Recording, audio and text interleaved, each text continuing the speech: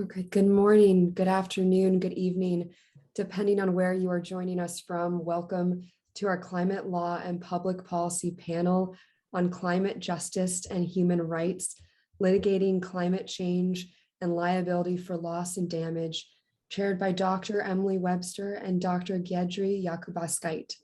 My name is Kayla Hollingsworth. Sophie Quinlan and I will be your Zoom moderators for this session. Dr. Emily Webster is a research associate in climate law and governance at the Hughes Hall Center for Climate Engagement. She is a senior research fellow at the International Law Institute and for the Earth System Governance Research Project, and a member of the International Union for Conservation of Nature World Commission on Environmental Law. Emily teaches and researches in international, EU, and domestic environmental law, tort law, and company law. Dr. Giedre Jokubauskite is an academic and lecturer in international law at the University of Glasgow. She has published a number of publications on international development finance and completed her doctorate at the University of Edinburgh, focusing on the problem of accountability towards people affected by development projects and the role of law in closing the accountability gap. She is also a member of the Law and Development Research Network, and in the past she has worked as an independent researcher with the International Institute for the Environment and Development. It goes without saying that we are in excellent hands today. It is an honor to welcome you all to this session, and it is with immense pleasure that I hand you over to our chairs. Thank you. Thank you very much, Kayla. And I must make a small correction there. So I've recently joined the Department of Land Economy as Assistant Professor in Environmental Law, so no longer, unfortunately, an associate researcher at Hughes Hall, but still with huge connections with the centre and the work that they're doing. So thank you and welcome everyone to this fantastic panel, Climate Justice and Human Rights, focusing on the courts and liability for loss and damage. So without further ado, I will introduce Advocate Arthur von Buitenen, who will present our opening remarks, and he's from the International Development Law Organization. So over to you, Arthur. Thank you so much, Emily, and good day to everyone. And many thanks for the opportunity to provide some opening remarks on behalf of the International Development Law Organization, in a way to set the scene for a more in-depth conversation on litigating climate change and liability for loss and damage. A very important and topic, and very timely indeed. My remarks stem from IDLO's policy paper, a rule of law approach for transformative climate action, that we have just published ahead of COP26, and is based on our programming, research, and dialogues, many dialogues over the last few years. In the 3 to 4 minutes that I have available, I intend to focus on 3 rule of law considerations, if you will, for climate justice that will hopefully then be further unpacked in the more in-depth contributions. So the first would be that justice is inextricably linked to the causes and effects of climate change. We see that both in a procedural way, in terms of fairness, inclusivity, independence of judiciary, but also in its outcome. So the empowerment of most climate vulnerable people. We also take note that of the gender inequalities and that women and girls are often hardest hit when it comes to climate change and loss of biodiversity. It's part of a broader development, and it's very interesting that the recent UN Secretary General's report also addresses this divide, our common agenda report, where he says that justice and gender equality are part of the renewal of the social contract. So that's the broader development that we find ourselves in. The second consideration that I would like to mention is the need to invest in people-centered laws and institutions for climate resilient development. It includes justice institutions and that have the capacity to deliver and promise the promise on climate justice as mentioned above. It pertains in particular to the loss and damage discussion and the capacity of countries in the global south. The rule of law can be a very powerful enabler of national and global mechanisms, including the one on loss and damage. The third consideration that I would like to mention is the expansion of access to justice. Access to justice, as we know, still over 4.5 billion people globally lack access to justice, and it addresses everyday grievances and can resolve disputes. In particular, concerning climate change and loss of biodiversity, we see that many conflicts arise over land and natural resources governance disputes. And fair legal frameworks, formal as well as informal, for environment protection can promote equitable distribution of benefits of natural resources and reduce conflict. So, in conclusion, justice issues must be part of the solution to achieve a fair, inclusive, and climate secure future for all.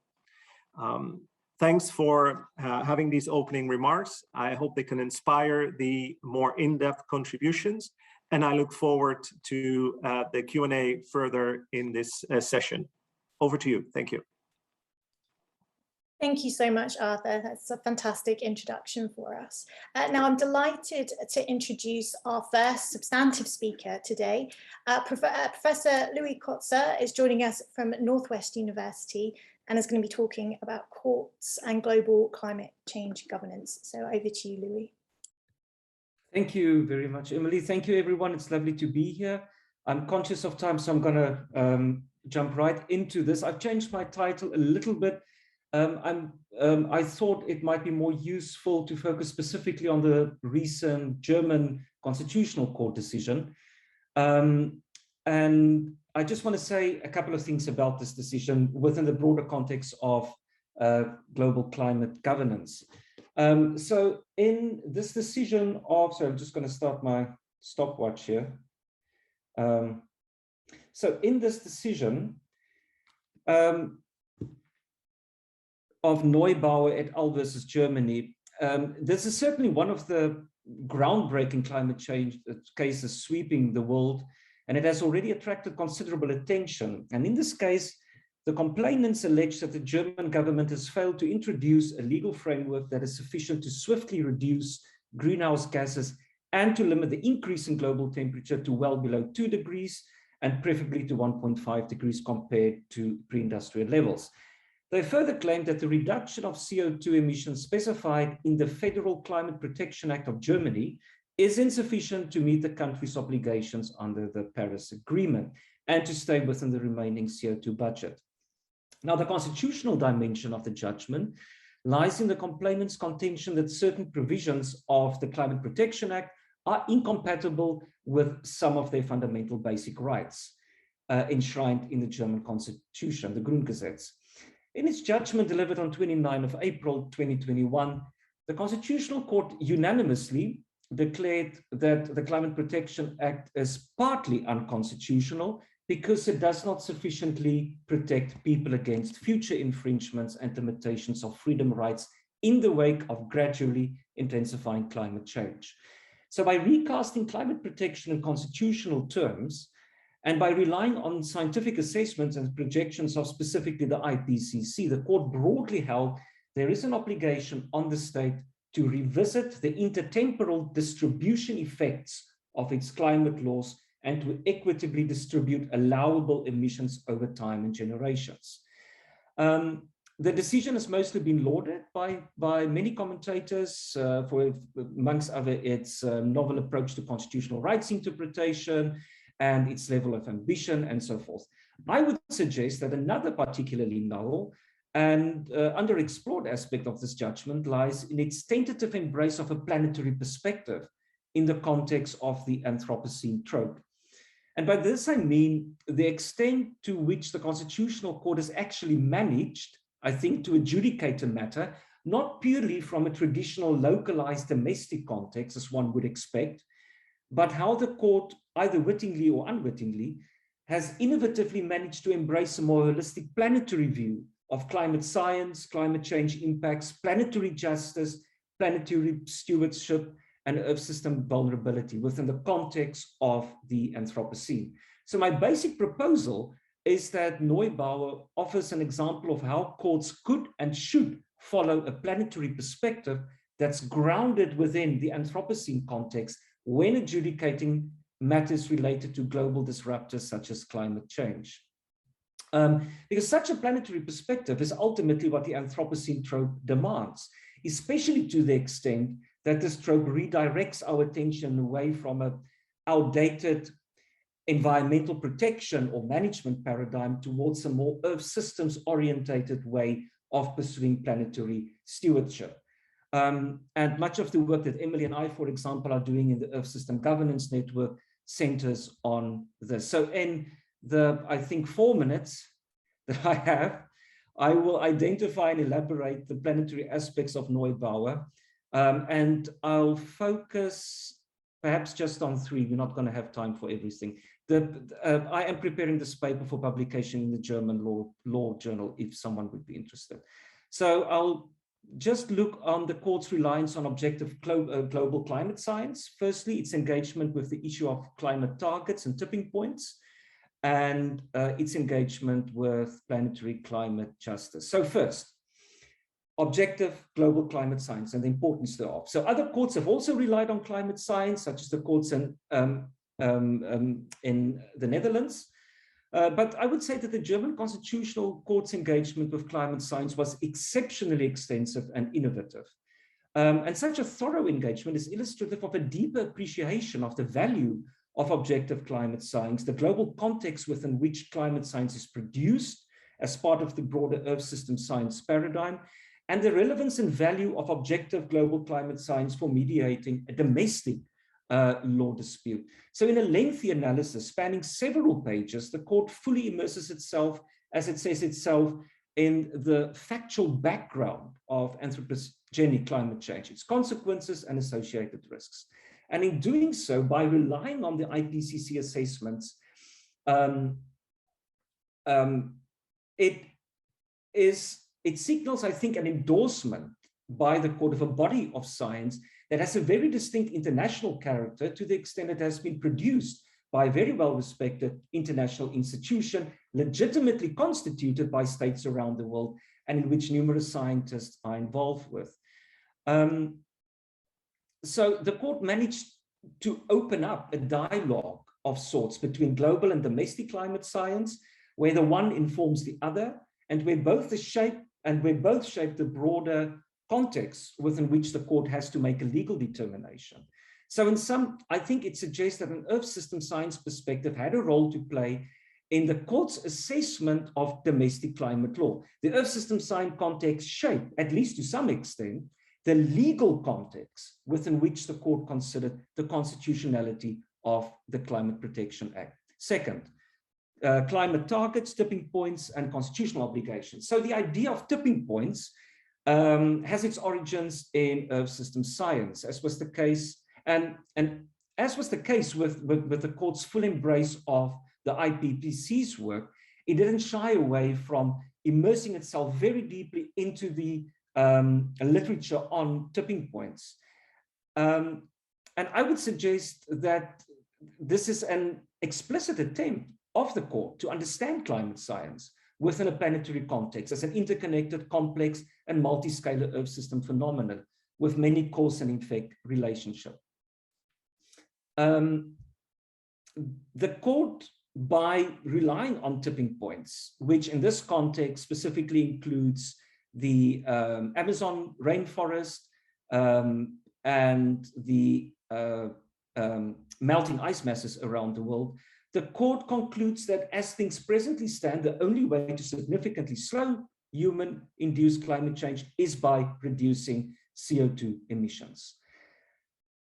And I think that this is fairly significant, that it came also to this conclusion. And finally, I suspect I don't have any time left, but I'll say it nevertheless, planetary climate justice.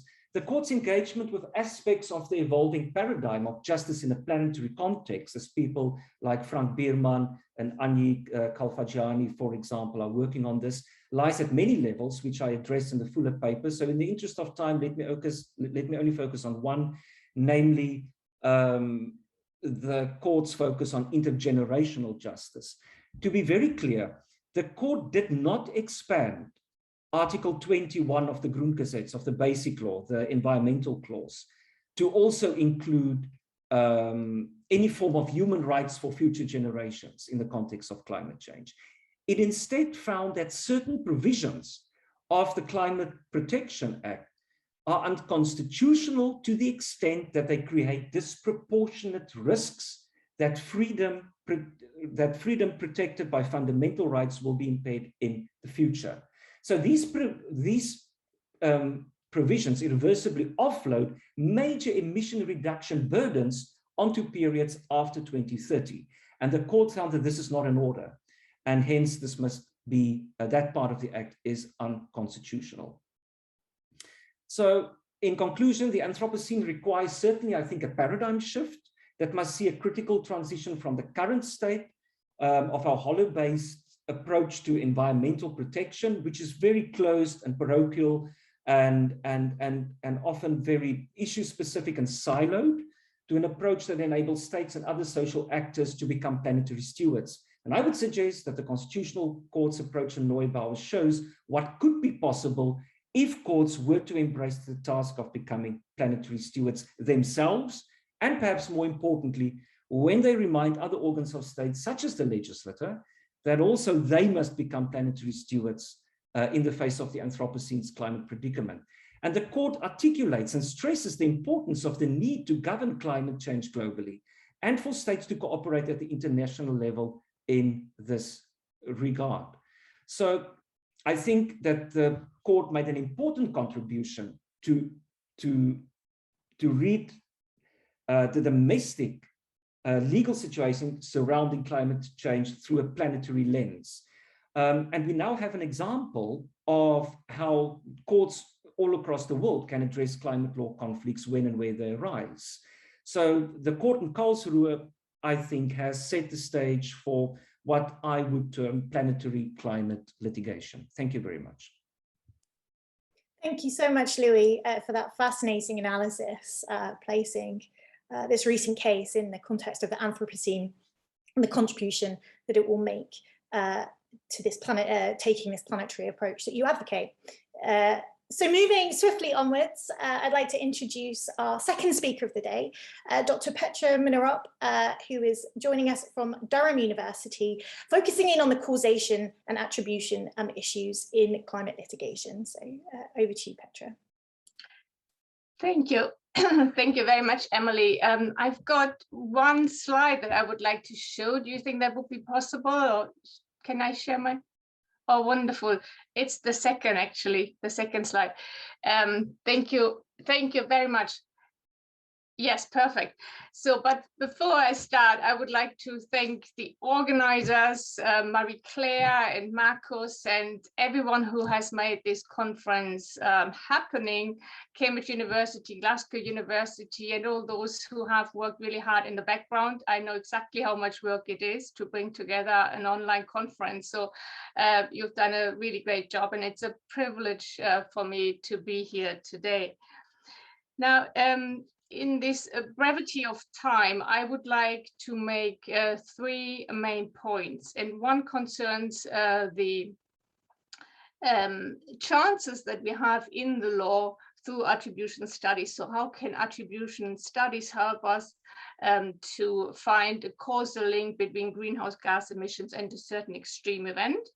The second point relates to how does the science and the scientific changes that have occurred through attribution studies in particular challenge the law and our legal analysis for establishing causation. And the third point then goes beyond litigation. What does it mean that we have these kinds of climate science and attribution studies for litigation? So these 3 points I would like to briefly address, and I'm really looking forward to the interactive part, so I will keep it short.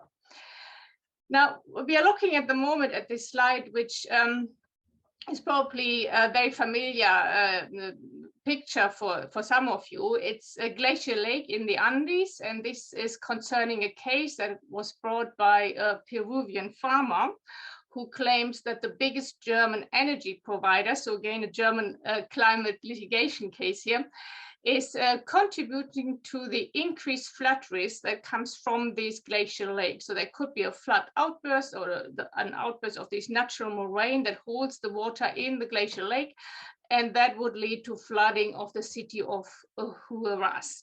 So if you wish, you can probably end the slideshow at this point, and then I can explain the legal side of things, but now you can picture what this is about. Thank you very much for sharing this slide for me. Thank you so much. Now, there was one decision on this case in the first instance, and the Essen court applied the very traditional test of legal causation, which we are all familiar with. In the common law, we would call it the but-for test. In the civil law tradition, which is where I learned law, we would say conditio sine qua non. So here the question was, were the emissions of the largest German energy provider, which has a huge contribution to the overall historic greenhouse gas emissions, causal for these increased flood risk? And the court found, in applying the traditional test, that is not the case, because there are myriads of contributors to climate change, and even without the emissions of RWE, there would be the same increase in risk. So that was the outcome of the first instance. Now the case is now pending in the Higher Court of Appeal in Hamm. And the Hamm court so far has held that this case is conclusively argued, which means it enters into the stage, into the evidentiary stage. And there will even be an in-country visit, which has been made more complicated to be accomplished in the pandemic. Now here, what is at stake is establishing a causal chain between a very specific event, the increase in flood risk, and link that back to the concrete emissions of one particular emitter. So this is a different scenario from causation in cases such as the Norbauer case, where we are only looking at an increase in emissions, an increase in global mean surface temperature, and an overall increase in the intensity and severity and frequency of extreme weather-related climate events and slow onset events. Between these three factors, increasing emissions, increasing temperature, and general tendency of increasing and more severe events, many courts have already acknowledged that there is a causal link. What makes this always more difficult is this final step between attributing a specific extreme event to greenhouse gas emissions or a particular emitter. And this is where attribution studies make a difference.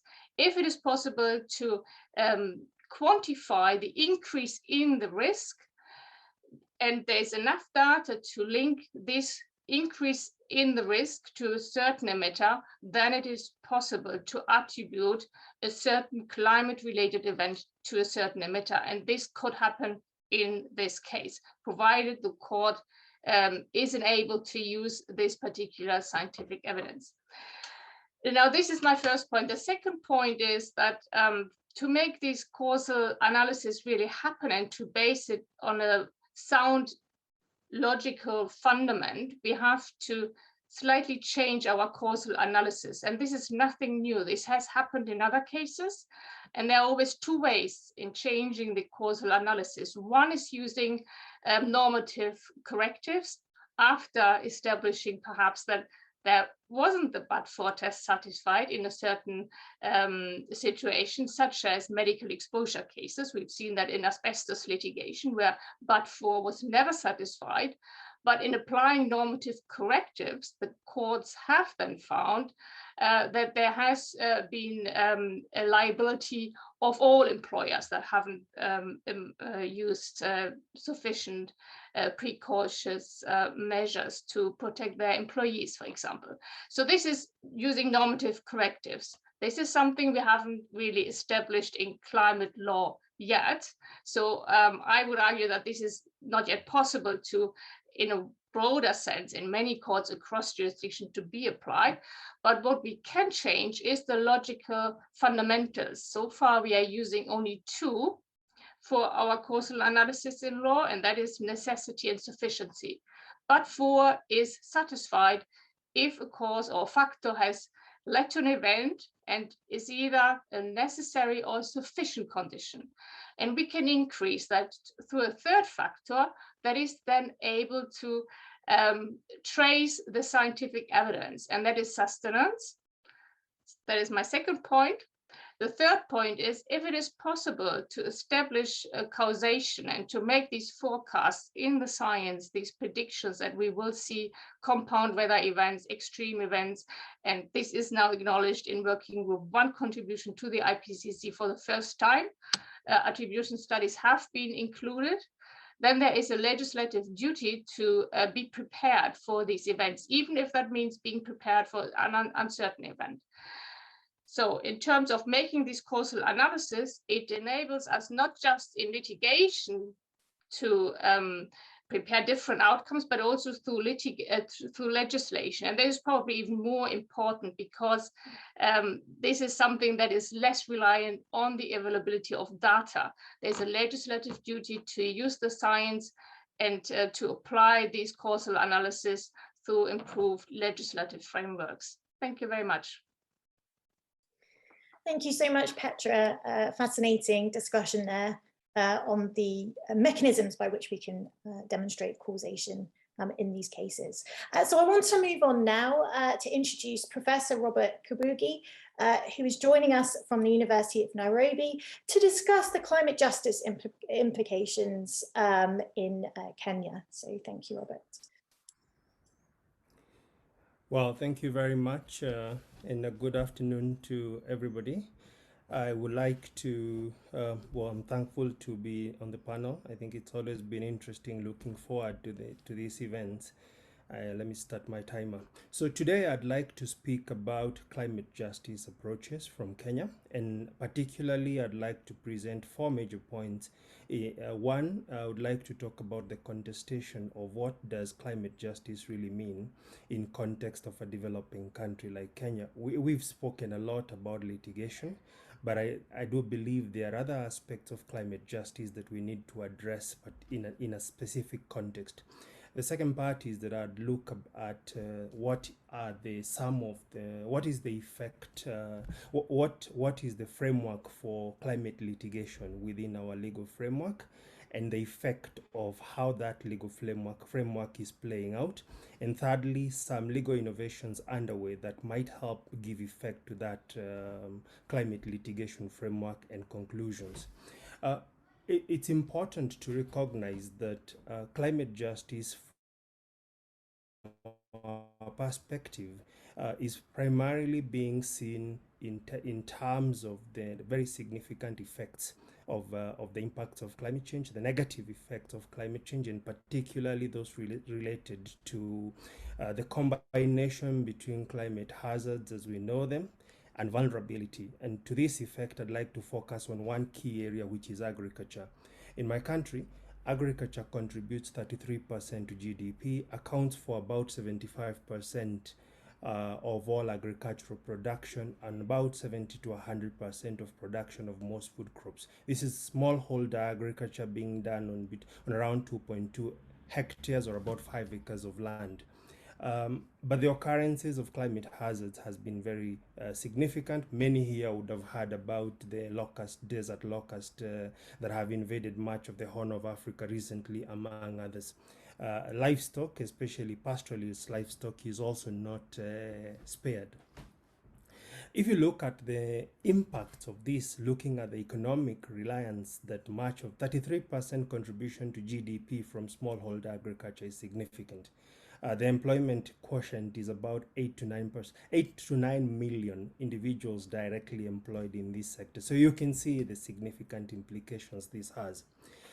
Now, if you look at the interpretation of justice from a policy perspective, you will notice that the government and scholars generally seem to favor public policy-driven adaptation reactions that are going to deal with the poverty dynamic of climate change impact as a way of addressing the direct injustice that is affecting both the standard of life and life itself generally.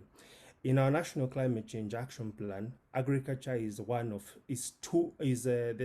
is one of 4 strategic objectives in the medium-term 5-year period, and in agriculture, 5 out of 6 actions are adaptation focused, with only 1 having a mitigation outcome focusing on dairy in terms of feed stock to reduce methane gas generation, and a cyclic economy approach to deal with the problems around biogas. And you can see even that has got an adaptation angle. But we do have a very strong basis for climate change litigation. Our constitution is one of the several in the world, recent about a decade old, that guarantees both generally human rights enforcement as well as enforcement of the human right to a clean and healthy environment for past, present, and anticipated harm without requiring you to demonstrate locus standi or any personal loss. And we have actually extrapolated the right to a clean and healthy environment to include a statutory right under the Climate Change Act, permitting anyone to go to court when they allege that any person has acted in a manner that has or is likely to adversely affect efforts towards mitigation and adaptation to the effects of climate change. And the rights given to the court to issue orders are just as extensive. However, 5 years since the law came into place, we are yet to see a single decision that is anchored on that Section 23 of the Climate Change Act. But we have, of course, seen a variety of decisions in the period since focusing on environmental law or even mainstreaming of climate change actions, which seem to be driven mostly towards failures to integrate resilience interventions in decisions such as infrastructure or major investments by government. And so as a consequence, you can see that there may be some limitations in terms of a public policy focus or even an advocacy focus and preoccupation on dealing with climate litigation as a way of enforcing justice. There are innovations in the Climate Change Act that are currently being given effect through regulations. One, our law, just like many others in the world, give the government the room to create duties on public and private agencies, duties of a climate change nature. In making the regulations, the drafters have done 2 things. One, they have developed a concept of climate proofing duties for public agencies, particularly those responsible for provision of infrastructure like electric power or roads and such. But I've also crafted a category of duties for industry with greenhouse gas reduction targets. And although the targets will be set at a later date, and the rationale for that is still under debate, this means that there might be a clearer pathway down the road for litigation. And I would emphasize that it will be interesting for us as academics and those involved in policy to see how public agencies and the courts react to these duties proposed on climate proofing for public agencies particularly, and what that means, for example, for safeguards. In conclusion, I think that the premise of climate justice in a developing country context such as ours remains and will remain for a while one focused on adaptation goals. You see, the effects of climate change in many developed countries may sometimes have a disruptive effect for the period of the event, but in much of the developing world, this is long-lasting and it's a matter of life itself, if not a matter of livelihood. Linking this, therefore, justice to sustainable development, environmental human rights, and the rule of law would provide a further impetus to doing this. Not to say that Kenya and many countries in the region are blind to the needs to reduce greenhouse gas emissions. Our biggest win and our biggest pathway, for example, is expansion of sinks through afforestation, reforestation, and generally expanding forest cover. And we do have a 10% obligation under the Constitution to raise tree cover to about 10% of the national land area. We also have key wins, for example, in the power grid, expansion of renewables, as well as catchment conservation to protect hydropower dams, transportation, including, I think, for instance, what we are seeing in Rwanda, electrification of motorcycle taxis, etc. I will, however, say in final conclusion that the biggest indicator of climate justice to address this will be climate financing. Our NDC is currently at 87% conditional financing. Only 13% is conditional. The $62 billion budget for the NDC, 71% of it is adaptation, while 21% is based on mitigation. Without this support, without this international coordination on this, I think we will keep talking about the actions that will be taken, but we will have little progress. Thank you. Thank you so much, Robert, for drawing out some of the climate justice implications, particularly in developing countries. So we move on now at staying with this the rights-based approach, but focusing in on climate litigation more specifically now with Amelia Burnette, who is joining us from Strathclyde University. Thank you, Emily. My topic explores rights-based claims in climate litigation as a dynamic area of the law. This relates to part of my PhD research, but it also connects to my experience as an environmental lawyer and my perspective on the potential of litigation to help shape narratives and highlight priorities for policymakers. Now, let's rewind for a moment. It's February 2020 and a chilly morning in Washington, D.C. I'm walking into the United States Supreme Court as part of a legal team whose case was on review. We'd won below, so we were not overly excited to be there. The narrow issue was whether an agency had the power to allow a natural gas pipeline to cross a protected trail on federal lands, a matter of statutory interpretation.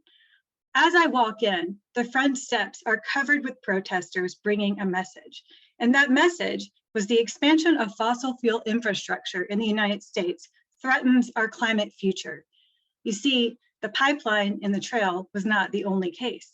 This was one of several cases challenging a massive pipeline project that would bring more fossil fuels to the Southeast United States. And all of these cases were connected to shaping our climate future. I offer this anecdote because litigation often involves multiple claims, cases, stories, and narratives. So I think it's worthwhile to consider how different kinds of claims are intersecting and shaping broader narratives around climate cases. Today, my focus is on rights-based claims.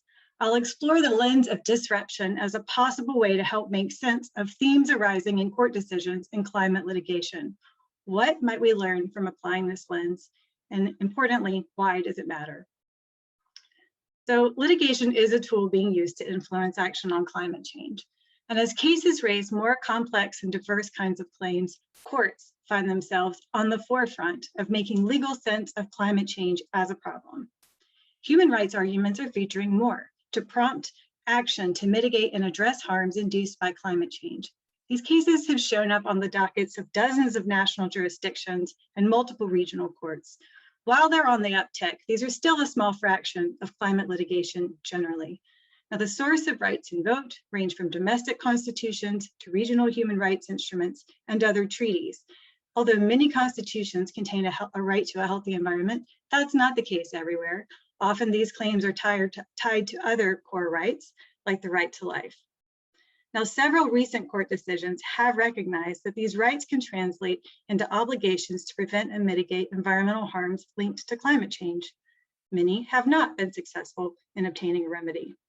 Although the formulation of the claims may bear similarity, the facts, the jurisdictions, the legal traditions may differ, yet there are commonalities emerging. Now, the lens of disruption potentially helps make sense of themes in these decisions. Scholars have written about climate change as a problem that causes legal disruption. The global scale of climate change with multiple causes, consequences that run into the future can challenge our traditional legal doctrines. Issues arising from climate change may push the limits of frameworks because it raises complex situations that can be difficult to adjudicate. Although this may challenge the typical application of legal doctrines, this also creates space for innovation and adaptation. Courts may decide doctrines have room to evolve, or maybe they decide they do not. Maybe policy will change in response. Multiple areas in climate cases manifest legal disruption. As an example, how courts evaluate standing, with harms that some courts view as diffuse, but others find sufficiently direct. Let's apply this lens in the context of rights-based cases. How are courts confronting and responding in some of these cases and adapting in light of these claims? Answering this question can help make sense of a number of themes. So as an example, let's consider how courts grapple with timescales and the intertemporal nature of climate change, which has been touched on already a little bit. Although climate change is a problem of the present and increasingly recognized as so, advances in science offer an alarming window into the future. Society's actions now will profoundly shape the next decades and centuries. climate litigation often invokes this urgent need for action now, with a sense of immediacy to mitigate this sort of escalating future harm. Now, rights-based claims put a spotlight on the impacts being felt now or imminently by individuals and tend to put these climate-induced harms into sharp focus. But when it comes to future harms, although reasonably certain, the timing, nature, and severity may not be completely knowable, just owing to the complex nature of the problem. The tension between the need for action now to prevent harms that vary in scale and severity across time is an example of a potentially difficult situation to adjudicate in some legal systems. Yet many courts have managed to navigate this and connect the present action with harm that is present, future, and variable. Sometimes this is because rights invoked incorporate principles of sustainability or intergenerational equity, but that's not always the case. Furthermore, some courts have deemed climate harms too prospective, too speculative, too diffuse to fit within the requirements of justiciability. I don't really have time today to go into specific cases, but I could do so in the Q&A. The common ground here is that a court's assessment of the relevant scales of time, immediacy, and future harms are factors that interact with the way the court applies legal doctrine in these cases. So why does this matter? Well, adjusting the framing around concepts of time and immediacy can help facilitate the adjudication of rights in courts and help reinforce shifting narratives in policy spheres. Often these claims are nested within lawsuits that bring multiple types of claims. They may also be running in parallel to policy efforts, public campaigns, or even other cases. Gaining an understanding of how or why certain framing resonates can animate the potential role that human rights arguments can play in shaping case narratives and frames that will diffuse more broadly. The migration of views on what is sufficiently immediate harm or the relevant timescale of future harms also has potential to spill over into other areas of the law. Will these frameworks more nimbly apply to other slow-moving environmental disasters or even matters related to climate migration? How courts are adapting in the space of rights-based claims and whether this can help animate the potential transnational qualities in these types of cases is where my research is headed. Thank you. Thank you so much, Amelia, for presenting some of your early results or thoughts regarding your research. Hopefully we'll be able to get into some more detail in the Q&A shortly. So finally, we are staying with rights and particularly looking at refugees with Ella Hartsoe, who joins us from the University of Toronto. Thanks so much. So hi, everyone. It's certainly an honor to be here this morning with my very esteemed co-panelists. And so thank you very much for giving me the opportunity to speak as a very early career researcher. I'm just briefly today going to discuss my graduate research, which is on climate migration and so-called climate refugees, and calls for new legal systems, which consider both international refugee law and international environmental law within frameworks of accountability and reparation. So through this presentation, my hope is just kind of to throw out an additional element or case study into this very interesting conversation we have going today. So to get us started, I think we can consider Ban Ki-moon's quote where he notes that climate change does not respect border. And while this might seem like an obvious statement to many of us here today, any refugee or migration studies students or scholars among us become excited by the use of the words respect and border, as much as studying the international refugee regime and concepts of citizenship, globalization, and belonging come back to these two words in greater considerations of sovereignty, statehood, and personal standing in the international system of climate migrants who have been called the human face of climate change. Here then, I hope to collide two disciplines, which at times seem like ships passing in the night. We can call climate migrants many things: climate refugees in the colloquial sense, persons displaced by dramatic climate events, and persons who reach for migration in this so-called climate mitigating strategy. But at the end of the day, putting two words together is just the start. And we must deeply consider the ways in which refugee law in particular, and especially its shortcomings in the face of present oncoming disaster, interacts with and at times bolsters the nascency of international environmental law. So here I'd just like to paint a picture for you about the occurrence, scope, and scale of the so-called climate migration crisis. So in response to fast-acting and increasingly common natural disasters, widespread and unpredictable flooding, tsunamis, earthquakes, landslides, drought, rising sea levels, and long-term shifts in agricultural viability, people have begun to move. And when we consider those who reach for migration as a survival strategy, we have to think also inside borders as well as transnationally. In 2016, for instance, according to the Internal Displacement Monitoring Center, 31.1 million people were displaced in just 1 year, which, to give you a sense, is pretty much equivalent to one person forced to flee every second. And over 2/3 of those who had to move were displaced by increasingly violent, erratic, and long-lasting dramatic climate events. Scholars and policymakers categorize these events into both slow and sudden oncoming climate disasters, which could potentially have deep ramifications when we consider both legal and policy-oriented mitigation and solutions to multiple simultaneous crises of climate displacement. Of course, we also know that security experts have referred to climate factors as so-called threat multipliers, which has certainly been the case in context of resource scarcity and civil war, which are in themselves drivers and push factors of people moving towards hostile borders. And of course, as I'm sure many of us can guess, those who are most marginalized have already begun to be evacuated. In particular, indigenous communities from low-lying Pacific islands to expanding desert edges to the changing Arctic have protested offerings of asylum and relocation. There's an often cited statistic from a 2018 report that by 2050, which I'll remind everyone is less than 30 years away, 143 million people will be forced to leave their homes and travel towards more climatically stable regions. Certainly, this is a monumental problem that will only continue to grow in scale, especially as global actors fail to commit to serious climate action. But here, I would just like to briefly touch on some of the things that I think studying climate migration can offer us, through which we can grapple with larger questions concerning human rights in both international and domestic legal systems, which I do believe have the capacity to answer to calls for reparations and changed actions by those who are soon to be migrants.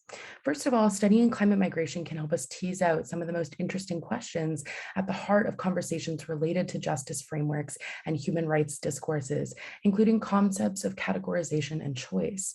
These relate to the 1951 Refugee Convention's requirement that an asylum claimant exhibit a well-founded fear of being persecuted based on their race, religion, nationality, or membership of a particular social group or political opinion. Secondly, and closely related to the first, I think that studying climate migration can offer potentials based on the legal personalities of migrants themselves.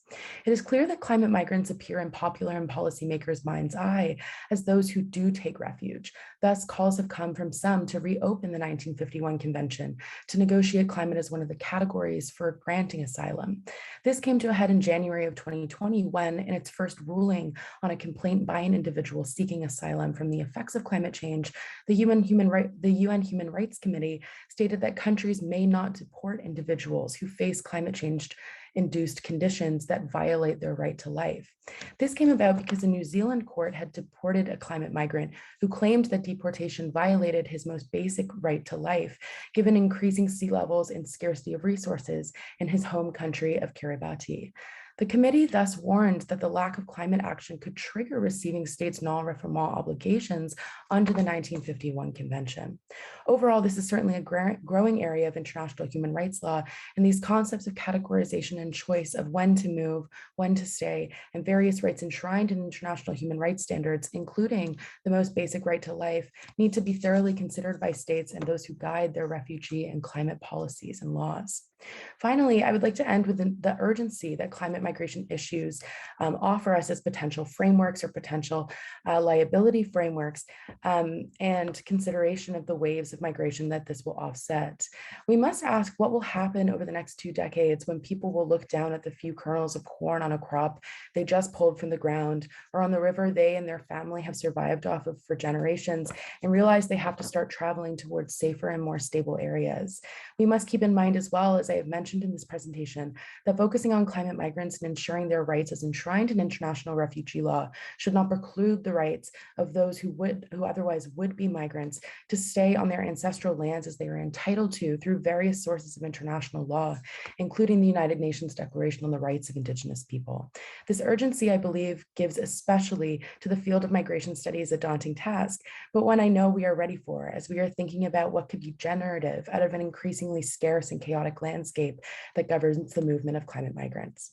So that's it for me today, and thanks so much for listening. I'm very much looking forward to the conversation.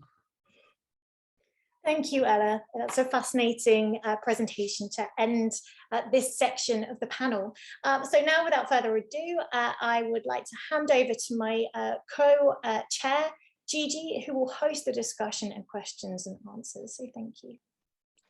Thank you so much, everyone. It's a rich set of presentations, and indeed it is a pleasure and an honor to be listening to all of your exciting research in this area. So we have approximately 20 minutes, a little bit less. So I would like to start with a up to 10-minute discussion within the panel. I would like to ask a few general questions and just invite your responses, and then we will have about 10 minutes of Q&A with the audience, because we already have a few excellent questions that I've fulfilled and through the chat. Okay, so thank you so much again for the presentations. It's impossible to do justice in terms of trying to summarize the common themes that have come through, but I think it is certainly clear for me from all of your presentations that climate change litigation is the area where we see the considerations of climate justice being pushed back onto the agenda of climate policy. And it's this area where we have a space, either in the judiciary or within the civil society action surrounding climate change, to raise these very important questions about who are the winners and who are the losers of current climate policy, and how the distributive effects of climate policy play out throughout the society. So with this sort of background in mind, and given that we are in a panel that is concerned with climate justice, I wanted to ask you about the general question first of all. Could you please tell us in a few words, so what are the climate justice implications of your findings? So in terms of what you found in your research, can you generalize, or do you feel like you could tell us whether you think these cases do in fact, can in fact push forward a more just climate solutions and more just climate policies onto the agenda? So that would be the first kind of quite general question. And then another area where I wanted to invite you to maybe reflect upon is the question of the choice of jurisdictions, and in particular, the scope of jurisdiction, right? So one important thing that we have to think about when we talk about climate litigation is the methodology for which we engage with these cases, right? And there's a lot of them, they pop up all around the world. And we as scholars have to be mindful and careful, I guess, about who exactly we engage with, which cases we shed light upon, and how exactly we talk about them. So this in particular, I think, goes to the people doing research in more of the European or North American jurisdictions. So how do you feel about courts taking, the climate policy of their country and then generalizing about it, and then potentially others taking those core decisions and then implanting those ideas in other jurisdictions? So it's really just a more general question to reflect about the comparative methodology and to what extent it's possible in climate policy, and whether that comes with certain risks or not. Okay, so quite a lot of questions on the table for 5 minutes that we have. But if anyone would like to just share their reflections, that would be excellent. Thank you so much. You could just raise your virtual hand or just start talking. Yes, Luis, go ahead. Sorry, is this? Yeah, you're on. This for me? Okay, excellent, thanks. So I'll just say something about the issue of justice very, very briefly. I think when one reads specifically this German decision, the Neubauer decision, one can clearly see that the court also tries to grapple with justice at another scale, in other words, the planetary scale. And this links up with the emerging idea of planetary justice, I think, which seeks really to resituate the issue of justice and equality and equity within a planetary context by connecting it with the global change and Earth systems transformation. So the idea, at least, of planetary justice, at least terminologically, is much broader than the more established notion of environmental justice or climate justice, which I think often brings problematic connotations of a nature, human, or person environment dichotomy that does not really capture the integrated character of deeply complex and interacting socio-ecological transformations that stands very much at the center of the Anthropocene debate.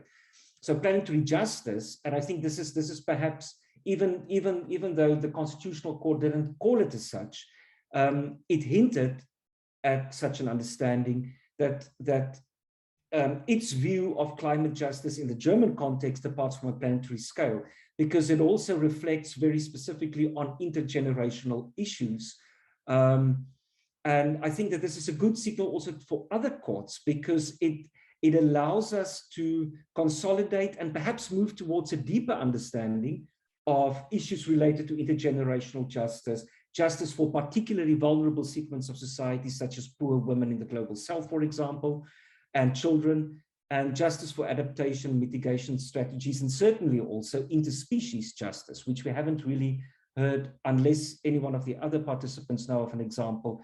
I don't know of any other court that has really addressed in a climate case the issue of interspecies justice, and it would be fascinating if this were to happen. Thank you.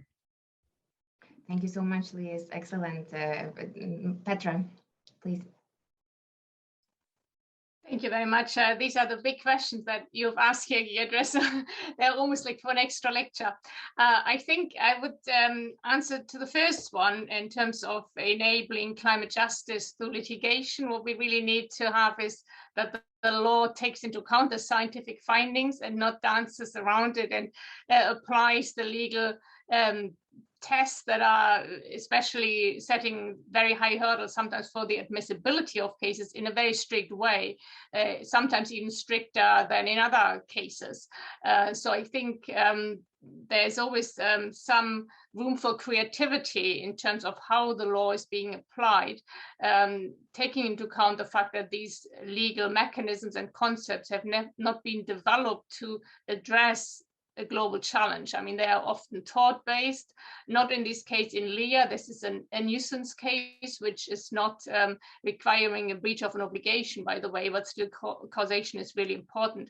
And in terms of these different elements that form our causal chain analysis, what we see is now that the science is able to establish the link directly, not necessarily via the increase in global mean surface temperature. And that's really important to say that we can scientifically prove a link between the specific event and the emitter.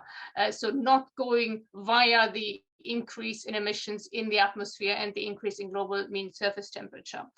And also, if we know that there is a certain extreme weather event that shares similarities with other extreme events, and there's perhaps a lack of data, let's assume that this can still influence the outcome of a case, because if we know there's a distinctive causal field, so to speak, of events that have similar features, a class or type of events, and then there is a particular one for which we don't have the data, or not all of the data that we would need, it might be possible then in some jurisdictions to lower the standard for the for proof, for example, or even reverse the burden of proof. And so that is again something in some jurisdictions you will need legislation for that, in some others you won't. But I think these are also parameters that can change in the application of the law in the light of the science. And the second question that you've asked, I think, again, there's more discourse needed, this time probably between lawyers of different jurisdictions, to enable us to fully understand the specific features in other jurisdictions, because that is always very difficult. You can read the case, but you probably won't see all the little details that someone who has been trained in that jurisdiction perhaps could see. I think to have an open discourse around that would be really useful. What we do see, and I will stop with that, between courts is something like an interjurisdictional discourse. So courts are using, and more willingly to use, the reasoning of other courts to strengthen their own findings. And that is particularly the case in situations where they go against their own governments, where they have to review the adequacy of a target and say, this was also confirmed in a different, in Uganda, that's often used, but also the Thompson's case in New Zealand. There are different cases that are then being used to strengthen the own finding of a particular court. And the German Neubauer case makes no exception at also doing it. Thank you. Thanks a lot, Petra. Okay, Amelia, and then we move on to the Q&A. Amelia, please. Yeah, so I was going to add a little bit on this question of climate justice and how litigation is contributing to that and whether it's doing so effectively. And what I wanted to point out, or what I wanted to suggest, was that litigation tends to be, a specific case tends to be fairly targeted either by jurisdiction or by fact pattern, but and sometimes in terms of scope of which court it's brought before. But where the power may lie is in looking at these cases together in terms of shifting the bigger picture. So litigation is probably most powerful when it's coupled with other efforts and not viewed in isolation, efforts in shifting policy, efforts in bringing new ways of thinking about the climate problem to the table. And I think that's the case. There's a question about Vanuatu's attempt to log an advisory opinion in the ICJ. And this just fits with my point. Even if it's an advisory opinion and people might immediately see sort of the limitations of that, that can be deployed or stepped down through other strategies. And so I think that's where litigation ties in with a bigger move towards climate justice, just as a piece of that or one tool set, but it's going to be most effective if it's coupled with other efforts. Okay, so now I have a very difficult task as a chair to choose between further contributions of the panelists or opening the Q&A. So I think I'm going to go to further contributions because I think a discussion is flowing nicely, so we should continue. So if that's okay, I'll give Robert the floor next. Well, thank you very much. I do concur with my colleagues about the importance of judicial intervention by Petra in a certain way. There are new methodologies that are required, for instance, to deal with problems of causation, attribution. The traditional rules of causation simply don't work. And if you look at away from even rules of civil liability across the world, there are statutory rules and constitutional rules that are emerging or have emerged that are relevant to enforce human rights, that are relevant when it comes to climate action and climate litigation, and even the rules of and the methodologies around causation and attribution remain quite unclear. And I think the more this is done around the world and the more we get expert input on this, it's even a lot more helpful. In addition to that, governments often have their choice of policy approaches and options when they make decisions and put in place policies and laws. And not always the best choices are made because political decisions are informed by different sets of considerations. And courts are very useful to serve as to provide the sieve through which critical exclusions are addressed in terms of policy choices. I think we have seen even in the West and elsewhere about generational considerations, the role of youths, and questions as those, including migration. And I think courts will continue to provide a very valuable crucible to mix all these considerations and to make sure that the reconciliation is giving us the best outcome. And this includes the question I think Louis was being asked in the panel around imported emissions in context of developed countries. And I think this is very critical. And finally, and this is perhaps a caution, in as much as courts will do a great job, and we have seen this in many countries, in the developing world, we have got some of the most activist judiciaries that will go out of their way to make up for executive shortfalls and parliamentary shortfalls to provide for very, very generous and helpful interpretations. But so long as the rule of law deficits sustain, these decisions will not be implemented, and they will remain theoretical for us to teach our students and reflect on them during workshops and conferences such as this. And therefore, we cannot fail to emphasize the value of the discussion on rule of law to accompany discussions on climate change justice and climate change litigation. Thank you. Thank you so much, Robert. Indeed, this is certainly something that's an elephant in the room, which we have to continue thinking about. So Arthur, and then a few minutes for some questions. Thank you so much, and thanks to all for a very rich conversation.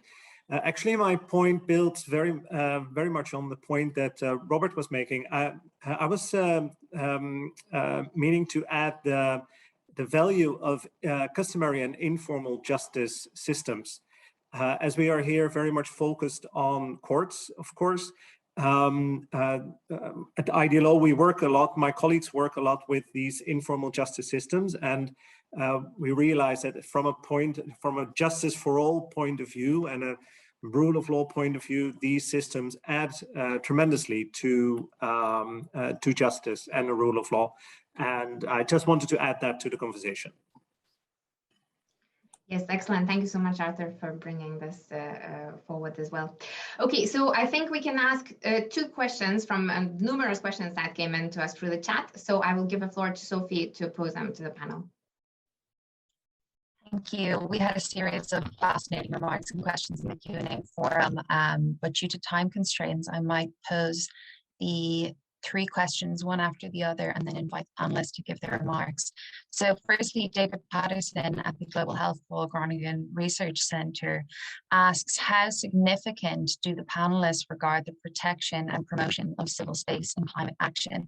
Secondly, Janis Kruben is an undergraduate law student in Germany and poses the, I suppose, a different approach of Germany in terms of importing emissions and accounting for emissions that are emitted within a territory. And finally, Jessica Crow at Queen Mary University, London, asks, to what extent do you think that the decision in Neubauer was due to the textual particularities of the German constitution, which includes an explicit temporal reference? And do you think this could be replicated in other jurisdictions? Okay, a lot of interesting questions. So maybe Louise, the last one I feel was mostly to you. So maybe you could start with that. Yes, thank you. I think I already actually answered that question. I at least tried to. So what I mentioned there is what I found particularly innovative in the German Constitutional Court's approach is again that it obviously also relied on constitutional provisions to derive intertemporal freedom rights and obligations, but in addition to that, it used the idea of the climate budget and what's available in the climate budget to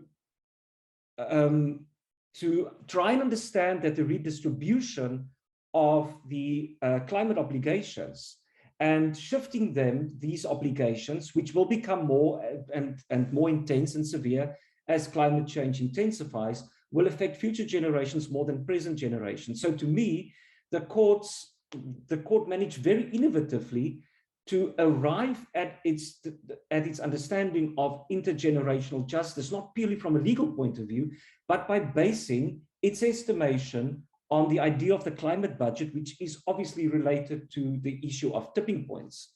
So that again to me is a particularly innovative planetary aspect also of the decision. And as far as I think the other part of the question was about can we address climate rights if constitutions don't provide for such rights?